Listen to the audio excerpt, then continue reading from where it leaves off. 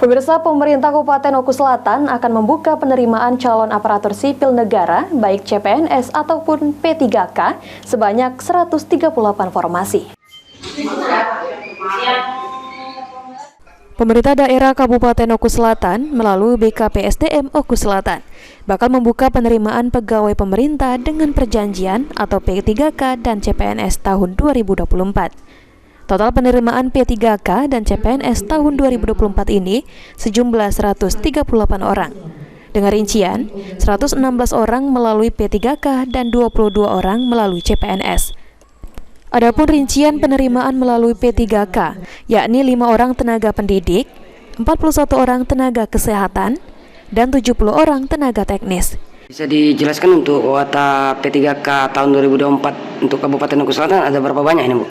Baik, terima kasih. Jadi untuk 2024 kita menyiapkan formasi sesuai dengan jumlah ASN yang pensiun. Jumlahnya 138. Itu terdiri dari P3K dan juga CPNS untuk formasi tahun 2024.